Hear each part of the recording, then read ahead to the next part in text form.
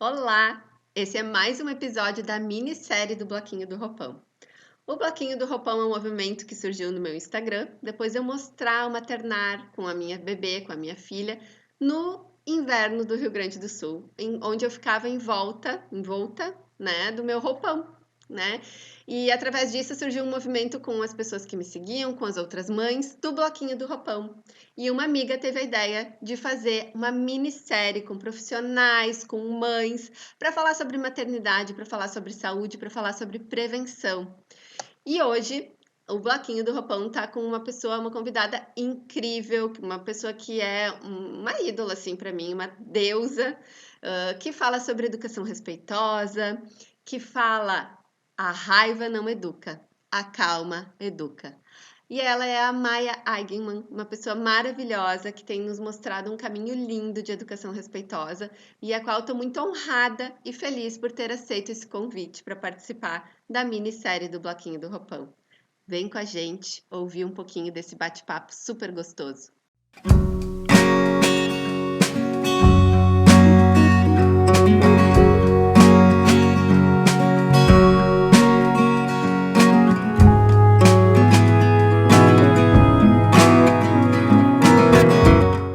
Eu sou Maia Eigenmann, sou pedagoga, sou educadora parental, sou autora também de um livro que vai sair agora de 5 de setembro, A Raiva Não Educa, a Calma Educa, pós-graduanda em neurociência, e eu fiz também 2 anos de psicologia na faculdade em Frankfurt, na Alemanha. Me tornei mãe aos 27, e depois de novo, aos 28, depois de novo aos 30 anos. E o que aconteceu foi, principalmente no segundo puerpério, que eu me senti completamente perdida, porque eu estava morando num lugar onde não tinha rede de apoio. Meu marido ficava o dia todo fora para trabalhar, e eu estava com 2 crianças abaixo de 3, para eu cuidar sozinha, amamentando de madrugada. Então eu estava destruída, detonada, né? Nossa, só imagino.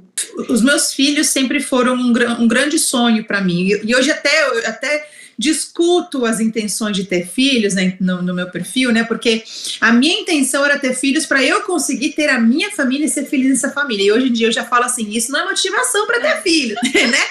Não tenha filho para você ser feliz, né? Porque a gente não pode dar uma missão para um ser humano antes dele mesmo nascer, né? Sim. Mas hoje eu já desconstruí essa ideia. Então, assim, foi muito frustrante quando de repente eu vi que esse sonho não estava se realizando, que eu estava me sentindo um fracasso como mãe. Eu amava as minhas crianças, mas eu não estava conseguindo passar um dia sem gritar, né?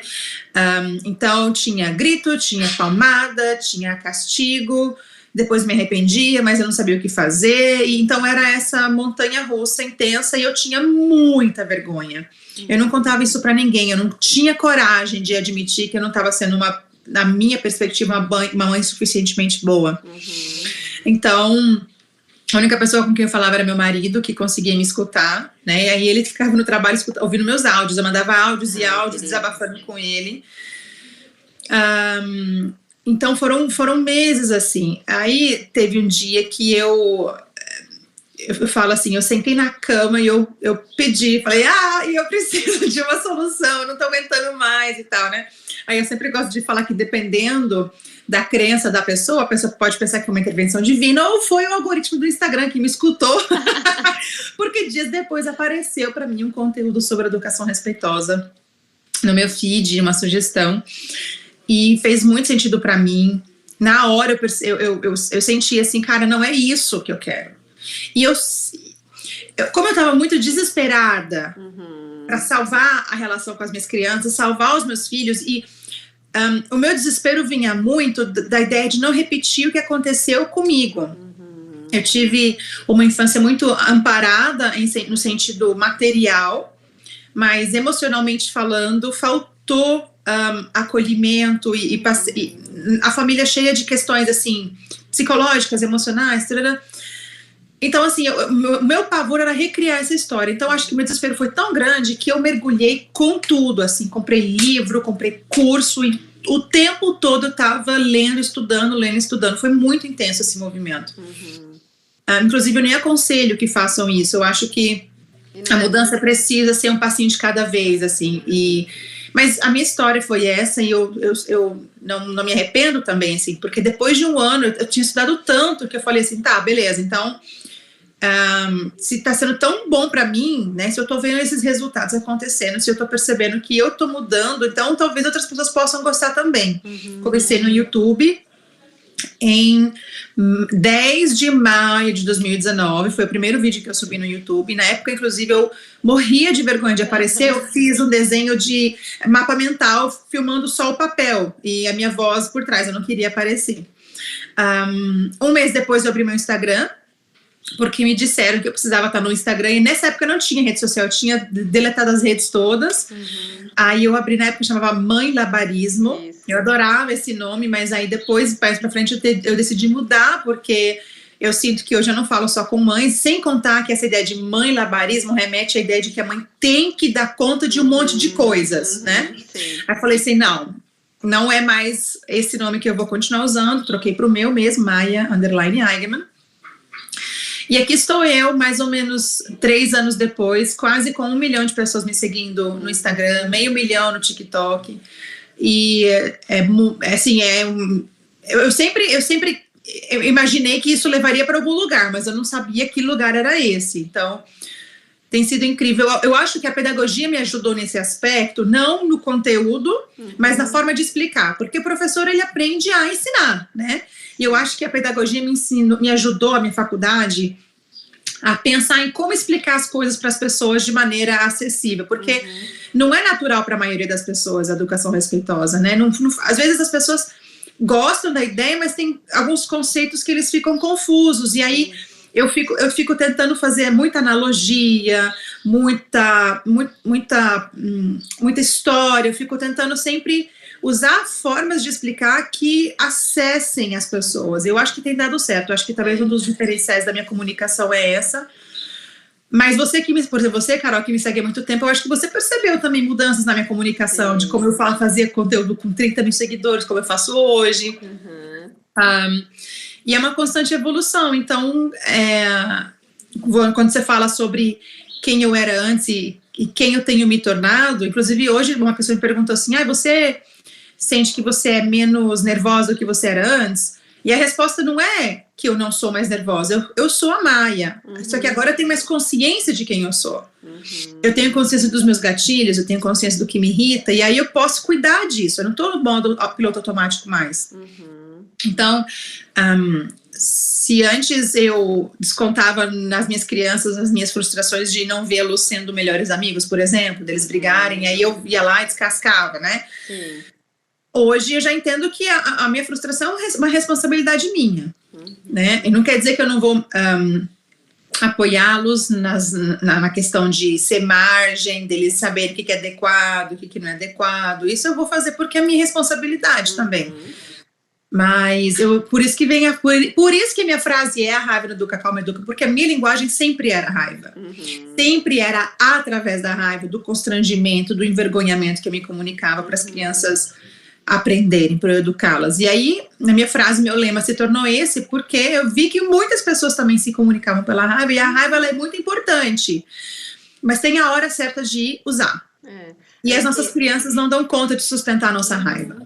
A nossa geração, ela não aprendeu a viver com a raiva, né? A gente foi podada a raiva, então é um sentimento para nós que é feio, né? Para a grande maioria das pessoas. E é difícil a gente possibilitar que as nossas crianças sintam raiva também, né? Porque quando elas estão com raiva, vai ativando o mecanismo de raiva na gente também. É difícil não entrar nessa bola de neve. E é isso que você sempre fala, né? O conhecimento liberta.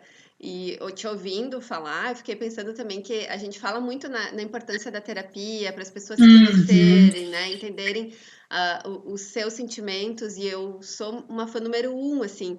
Mas tem pessoas que não conseguem alcançar a terapia por questões financeiras, né? Sim. Nunca terem experimentado e não entender toda a essência que traz a terapia. E aí eu não sei se você vai concordar comigo, mas eu quero te dizer que alguns livros que você indicou foi como uma terapia para mim, sabe? Sim, com certeza. Os da Alice Miller, né, que eu sempre indico, muito assim, eu acho que foi ali que eu comecei a fazer um processo muito grande de autodescoberta, de entender por que eu sustentava algumas crenças dentro de mim. Então, assim, dentro da traumatologia, que é uma coisa que eu estudo bastante, existem vários caminhos que a gente pode percorrer para cuidar do trauma, né? E um deles, com certeza, é buscar recursos literários como esse, né? E deixando claro que eu não estou falando para substituir terapia, não estou falando que seja substituível. Não. Mas, como você falou, tem pessoas que não têm condições. E mesmo que, porque tem serviço gratuito, eu preciso dizer que a maioria, assim, alguns profissionais, infelizmente, não estão focados na traumatologia. Então, eles não vão cuidar de trauma, vão cuidar só de sintoma. Eu falo isso com base nos próprios psicólogos e psicólogas maravilhosas que me seguem, a gente conversa muito sobre isso. Então, eu nem gosto de indicar, porque eu acho que é um tipo de profissional que precisa ter despertado para o respeito de verdade, para essa questão da hierarquia de poder, para realmente poder ajudar nessa evolução em relação ao trauma, né? Traumatologia é um campo muito específico, mas a leitura ajuda demais. E outra coisa que os traumatólogos falam é o seguinte: nós somos seres sociais, somos bichos sociais, nós precisamos nos conectar. Tudo em nós é feito para socialização, né? Tanto que nossos olhos são para frente, né? A questão do nosso cérebro, como ele funciona, ele é feito justamente para se conectar. Nós observamos a linguagem não verbal do ser humano quase mais do que a linguagem verbal. A gente está sempre atento em como as pessoas estão reagindo e agindo com a gente. Por quê? Porque quanto mais informação você capta do teu ambiente, mais chances de sobrevivência você tem. Basicamente, essa é a mensagem. E a gente pode usar isso a nosso favor, no sentido de que, se somos seres sociais, a socialização nos faz bem. Se você não tem condições de pagar terapia agora, o que você pode fazer é, por exemplo, procurar uma rede de apoio, pessoas que estão nessa mesma busca de você para alcançar algo, que estão com a mesma dificuldade, e ter sessões de desabafo. Alguém te escutar, sem te julgar, é profundamente terapêutico também. Sim, e faz você se escutar também, né? A partir do momento que você consegue falar num lugar de acolhimento, num lugar que você não tem medo dos julgamentos, você também consegue se escutar. E quando a gente se escuta, a gente também consegue ter alguns insights, né? Sim, rola, isso acontece demais. E assim, isso não é achismo, sabe? A maioria dos trabalhos com traumatologia nos Estados Unidos, por exemplo, eles contemplam grupos de apoio. E quando eu falo grupo de apoio, não é que tem que ser um negócio necessariamente sistematizado, mas às vezes você é uma pessoa religiosa que vai para um templo, você tem uma religião.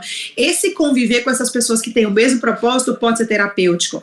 Ou então você tem o hábito de, não sei, fazer um trabalho manual em grupo, esse processo também pode ser terapêutico, sabe? Uma ligação para uma pessoa que ama você e você ama também, que realmente te escuta, isso pode ser terapêutico. Outras coisas que os traumatólogos sugerem é trabalhos com ritmo, qualquer coisa que coloque o teu corpo em ritmo, desde uma caminhada, para um exercício de dança, para uma ginástica, música, ritmos, porque nós somos rítmicos, né? Na verdade, inclusive os traumatólogos falam que isso remete muito à sensação de segurança, desculpa, no útero da mãe, por causa do batimento cardíaco. Então esse tum, tum, tum, tum, tum, essa ritmidade, né, tá dentro da gente também. Então colocar o ritmo, o corpo em ritmo pode nos ajudar a entrar em homeostase, em equilíbrio, né? E eles falam sobre essa questão do ritmo, da convivência com outras pessoas, dessa socialização intencional, de realmente se sentir acolhido nesse lugar. E aí eles falam também sobre, obviamente, a terapia, sobre até a parte medicamentosa, né? Se você sente que você não está funcionando mesmo bem o suficiente, você tem todo o direito de procurar todo o apoio que você precisa, sabe? A gente não precisa ter medo de medicação se for necessário. Na minha cabeça é assim, eu funcionava e ainda funciona assim, qualquer coisa que me ajudar a ser mais respeitosa com os meus filhos, eu tava fazendo, sabe? A minha questão sempre foi essa, e hoje vou além.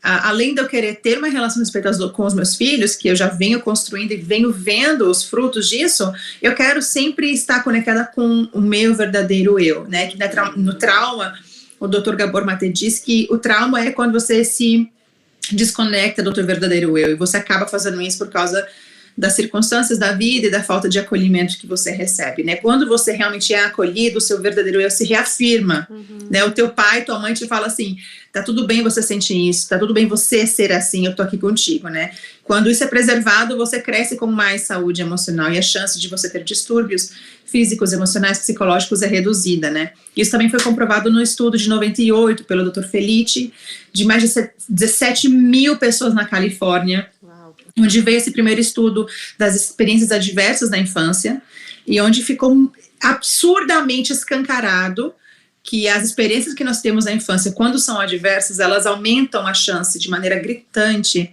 de parada cardíaca, de obesidade, de até mesmo doenças autoimunes, de tendência a suicídio, drogas,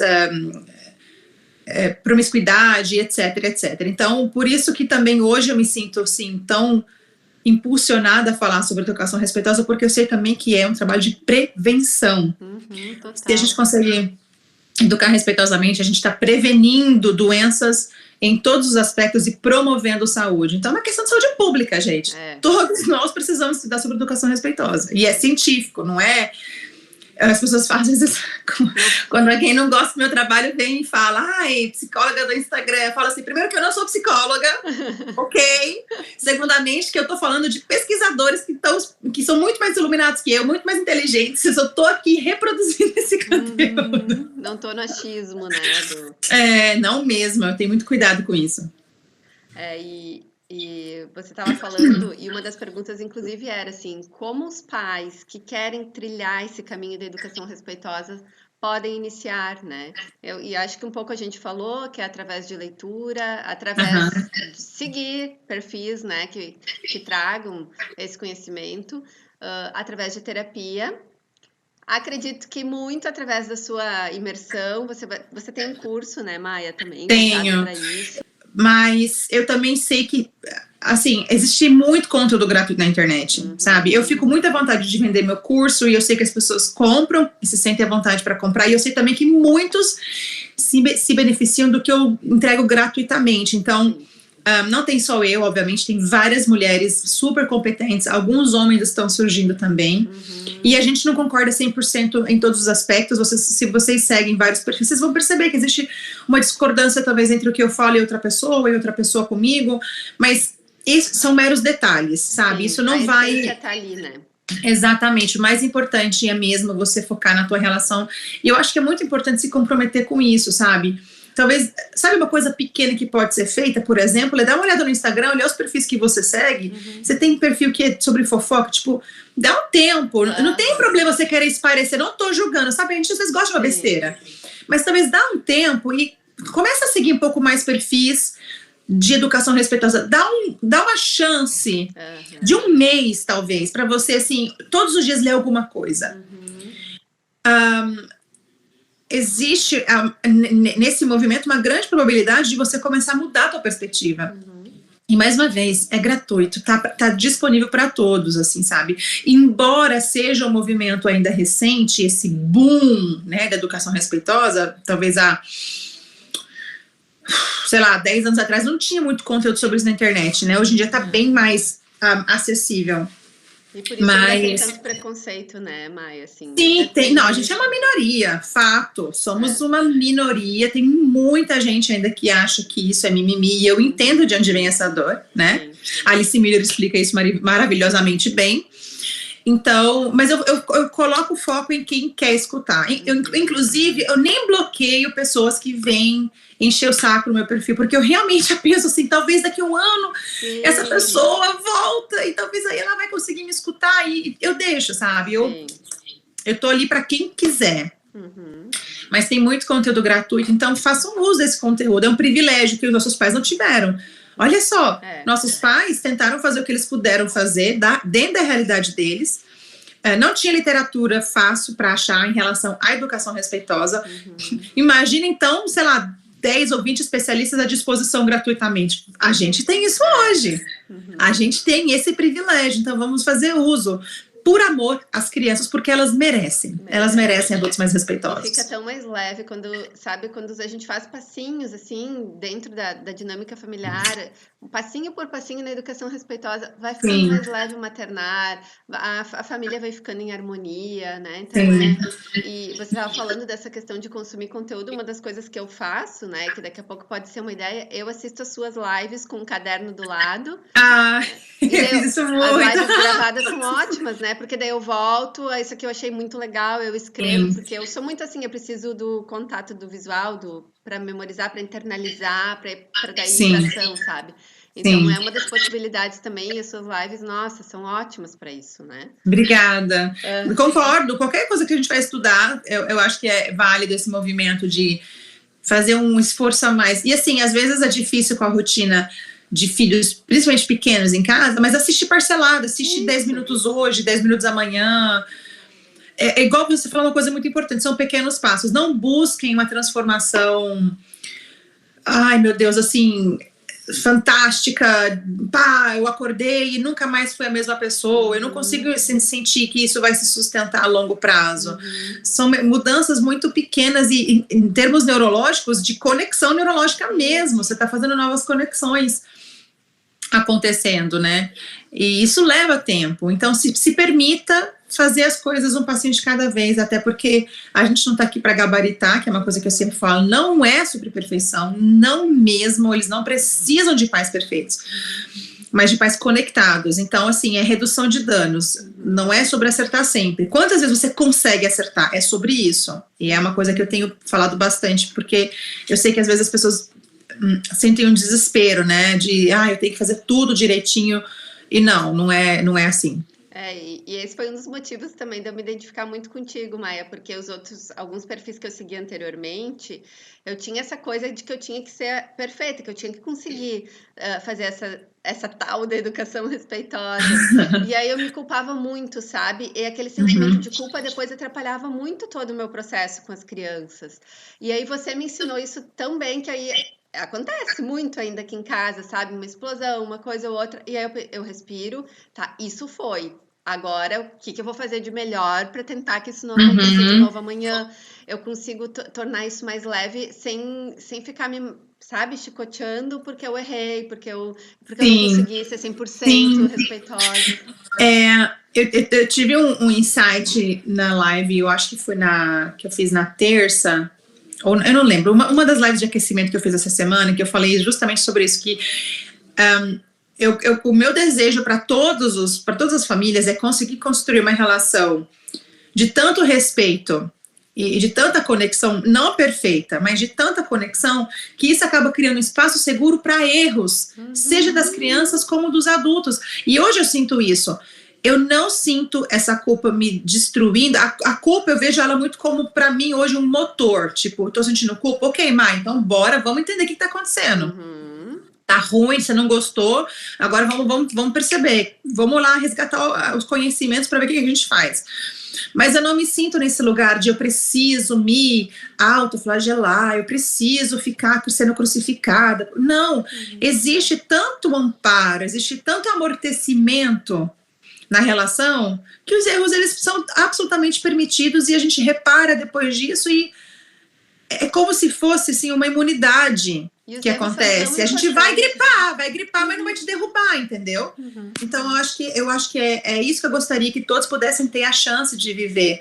Porque os nossos filhos não precisam de lembrar que nós éramos perfeitos, sabe? Até porque não vamos nunca atingir essa Não, esse lugar não está disponível. Ele não está. A Alice Miller fala disso. É até a arrogância nossa querer achar que podemos ser perfeitos. Não tem disponibilidade dessa vaga. Ela não é inexistente mesmo, sabe? E eu acho que nossos filhos terão. Vai ser muito bonito eles poderem lembrar. Cara, eu lembro de um dia que meu pai, eu tô fazendo de conta que eles estão lembrando no futuro. E meu pai, minha mãe brigou comigo e depois chegou, se desculpou. Eu me senti tão aliviado quando ela ou ele fez isso.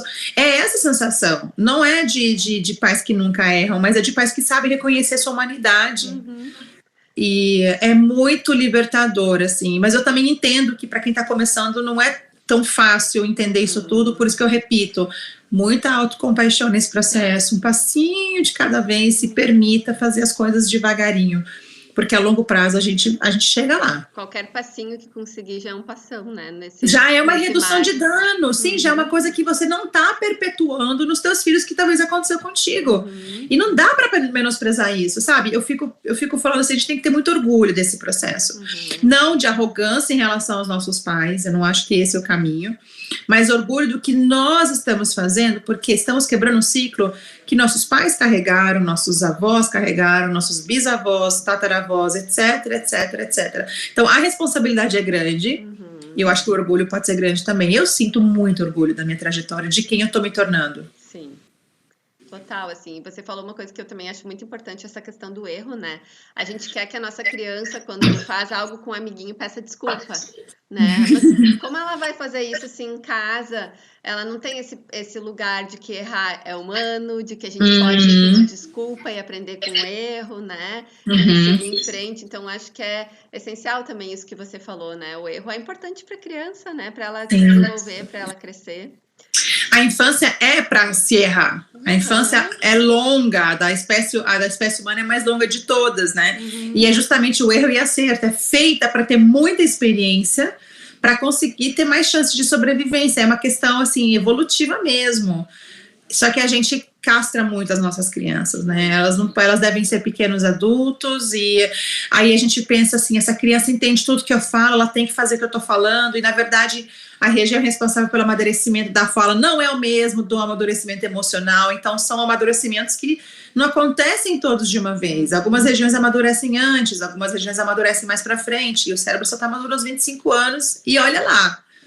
E um dos mantras que eu peguei pra mim, assim, você não fala como mantra, mas pra mim é um mantra aqui em casa que é: o cérebro maduro é o meu, o cérebro maduro é o meu, sabe? Sim. Quando acontece alguma coisa, e teve uma cena quando o Joaquim tinha 2 anos e meio, assim, que o meu filho tava não tava querendo escovar o dente, eu tava muito cansada naquele dia, e eu saí de cena, eu deixei ele no banheiro porque eu ia explodir. Eu saí e fiquei igual uma criança andando dentro do meu quarto, assim, a adulta sou eu, a adulta sou eu. Aí quando eu me dou conta, ele tá paradinho do meu lado, assim, me olhando, e aí ele faz, assim, um movimento de tipo, mãe, deixa eu te dar um abraço. É isso.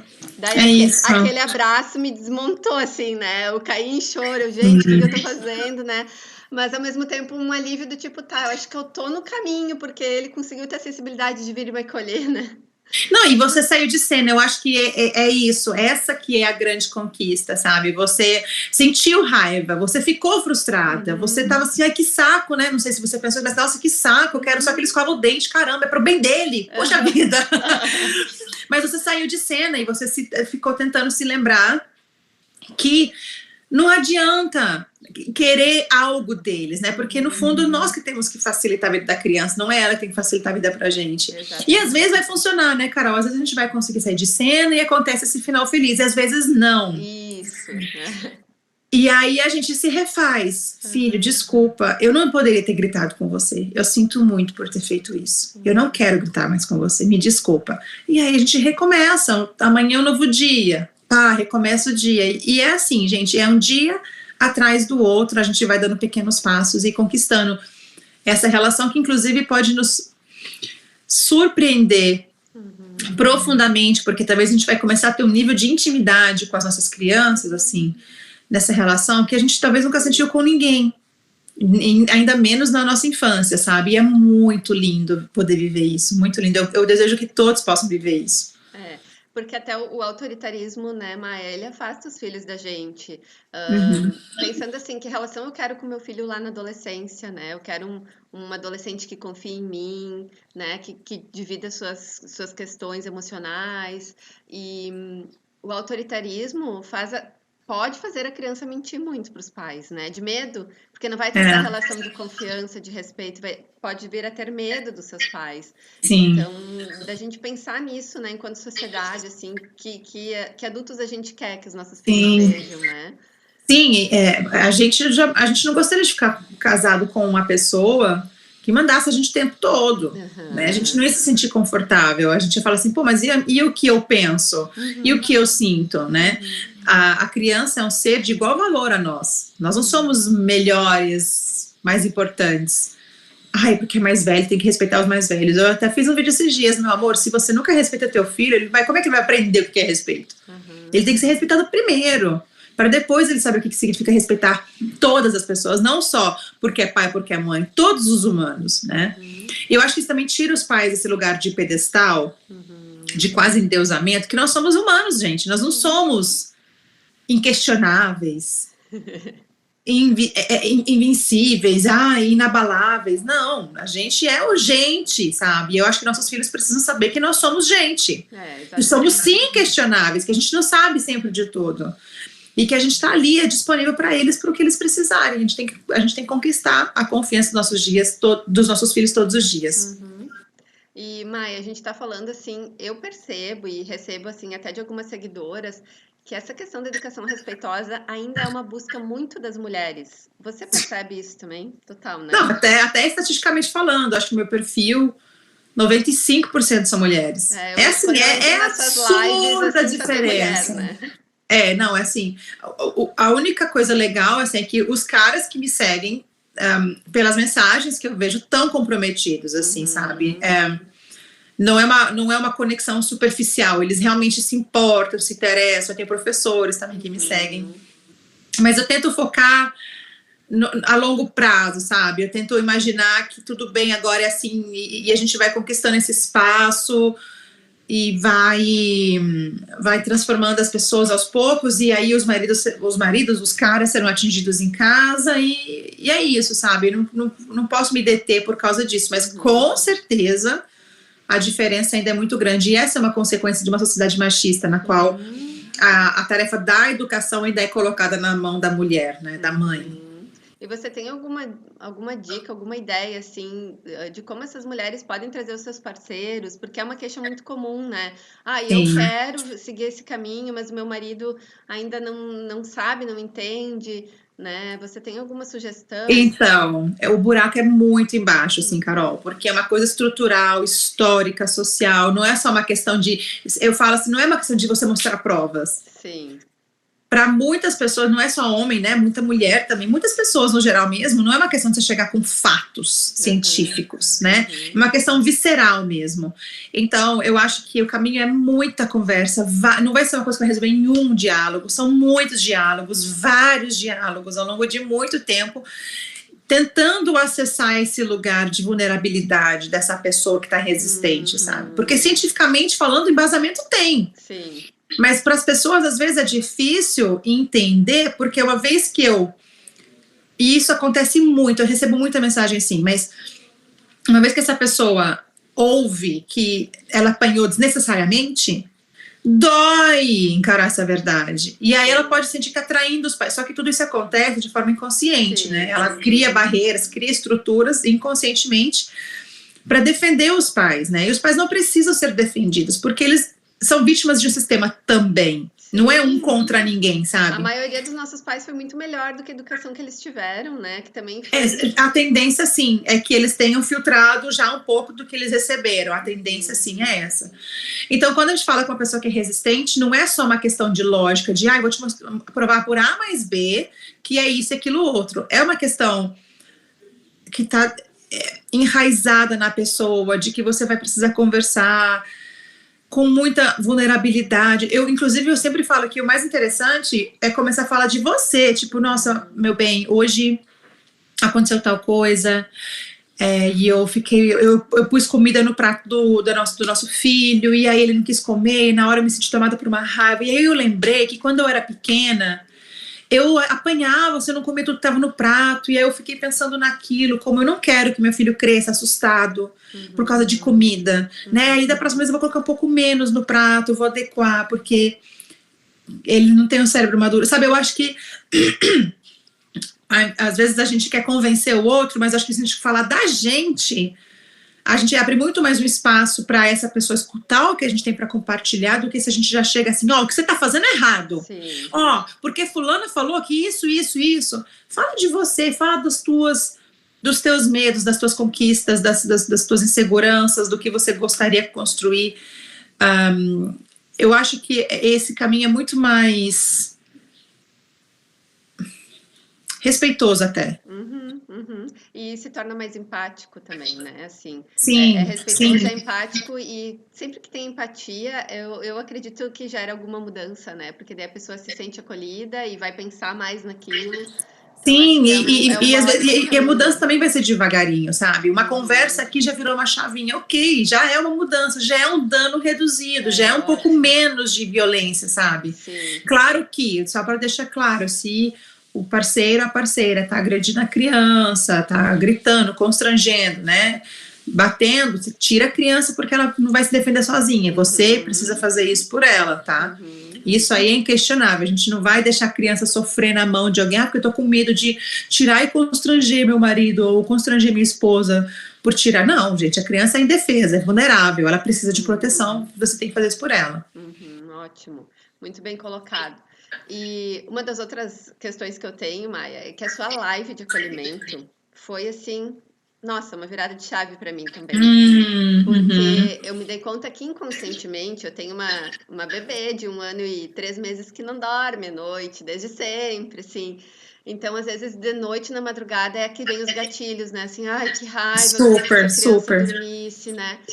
E aí eu me dei conta, eu achava que eu estava acolhendo ela, mas inconscientemente eu queria que aquele choro parasse. Sim, Eu sim. queria só que aquele Uhum. choro parasse.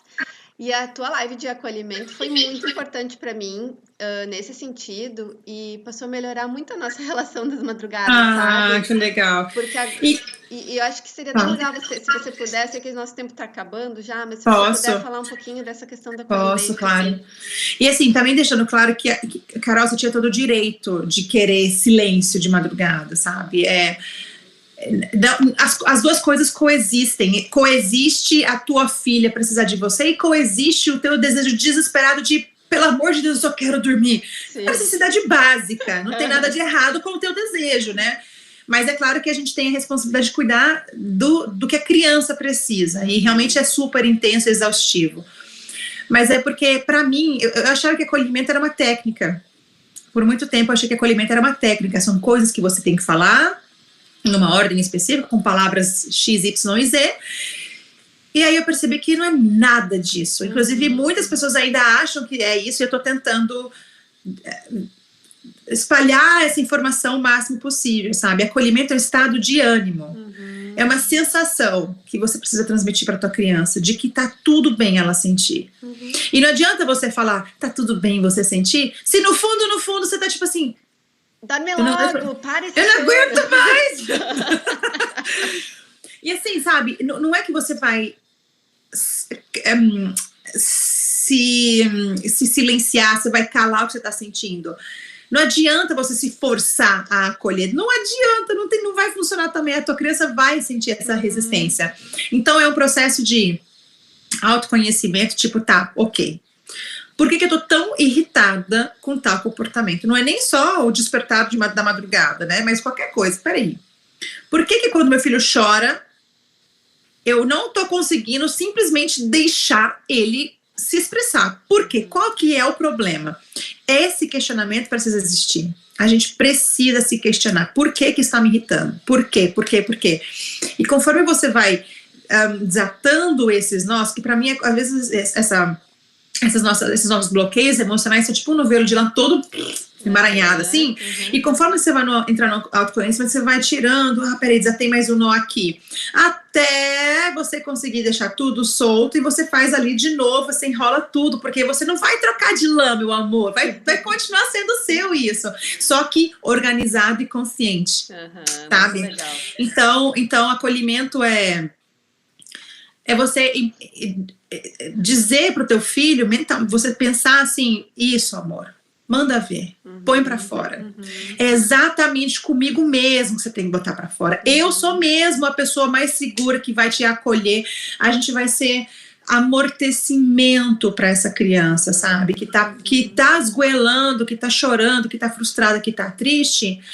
E o fato de eu dar liberdade de expressão emocional para minha criança reafirma a autenticidade dela, né? Então eu estou dizendo também para ela, tudo bem você ser assim, tudo bem você se sentir assim, eu te amo, eu te aceito, eu estou aqui para você, independentemente das suas manifestações emocionais, você conta comigo para tudo, meu amor, manda ver com teus podres, joga para fora, vomita tudo, eu dou conta do recado. E essa sensação de você ter onde cair, né, a criança, tipo, eu posso desmoronar com minha mãe, com meu pai, com meu adulto cuidador, eu tenho onde desmoronar, eu tenho para onde ir. Essa é a maior sensação de segurança de um ser humano, pertencimento, e o acolhimento gera pertencimento. Eu posso provar, assim, na prática, né, isso que você está falando, essa questão... Por exemplo, depois daquela live de acolhimento, eu fui fazendo os meus insights, né, assim, das nossas madrugadas, e eu me dei conta que eu queria parar aquele choro, sabe? Sim. E que, sim, como você falou, eu sou humana, tá tudo bem querer parar aquele choro. Mas, assim, eu sei que é assim desde sempre que ela nasceu, as madrugadas. Então, eu tô indo para as madrugadas de uma forma mais leve. Porque aceitando, né? Eu não posso querer que ela pare o choro, mas eu posso ser o acolhimento e o amortecimento dela. Então eu vou lá e é muito engraçado, Maia, porque antes ela voltava a dormir em 1 hora. Daí, conforme eu fui ficando mais tranquila nesse acolher, foi meia hora. Essa noite bateu o recorde de 15 minutos, sabe? Para ela voltar a dormir. E tem tudo a ver com a forma que eu estou indo acolher sim, ela. Sim. Não, totalmente. Para mim, isso é muito assim, sabe, Carol? A criança que não se sente de fato acolhida, ela vai continuar gritando, tipo, ainda não tá bom, ainda não deu certo, não tá no ponto, mãe, não tá no ponto, pai. E ela vai insistir até a gente despertar, ou até ela desistir, de fato. A autora psicanalista, psicóloga inglesa Sue Gerhardt, que escreveu o livro Porque o Amor é Importante, que eu também sempre indico. Aqui, ainda não li, mas tá aqui, ó. Não, vai com calma. Ai, mulher, esse livro tinha que ser entregue. Ó, descobriu que tá gestante? Toma. Tá na fila de adoção? Toma. É esse. Todo mundo tinha que ler esse livro. Ela fala de um conceito, bem no começo você vai pegar logo, de confiança base. Quando a criança tem confiança base no seu adulto cuidador, de que tô sofrendo, mas o acolhimento vem, tô chorando, mas o acolhimento vem, tô triste, tô frustrado, o acolhimento vem, ela não precisa mais entrar em desespero. E o que aconteceu com tua filha é isso. Ela chora, você chega disponível, sem deixar ela com a sensação de que tem algo errado com o choro dela. E talvez algumas noites você não consiga, mas a maioria está conseguindo. Quando eu tô muito exausta, eu digo pro meu marido, pega aqui, porque pra eu não Isso mesmo, você não tem que dar conta de tudo sozinha, você tá certíssima. E aí a tua filha agora consegue expressar e relaxar de novo. Porque agora realmente ela assentou, agora é tipo uma peça de quebra-cabeça, agora encaixou. Agora ela foi acolhida do jeito que ela precisava, porque...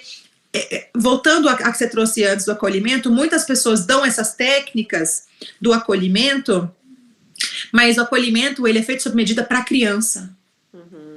E só você conhecendo bem a você e o teu filho que esse acolhimento vai de fato se encaixar. Para ser respeitoso para os dois, né? Principalmente para a criança, porque ela precisa mesmo da gente, e respeitoso com a gente, porque a gente vai entender os nossos limites também, sabe? Então... Por isso que não adianta querer mudança rápida, porque esse tipo de aprendizado leva ao mesmo tempo, porque a gente não está acostumado com isso, né? E é um alívio, assim, te ouvir. Que é um passinho de cada vez e vai dar tudo certo lá no final. Sim. Você já tem visto a diferença, né, Carol? Então é só continuar. Legal, muito legal. Ai, olha, que bate-papo gostoso, Maia. Que gostoso. Nem acredito que eu tô olho no olho com você. Obrigada, cara, foi uma delícia, fluiu super assim, a gente conversou super gostoso, muito obrigada a você pela oportunidade, um abraço para as pessoas que seguem o teu trabalho, que você alcance muitos mais, estamos juntas nessa missão, né? E é isso, um beijo para todos, obrigada por terem assistido, espero que tenham gostado. Com certeza. E obrigada mais uma vez, tchau querida, tchau pessoal. Grande, muito obrigada.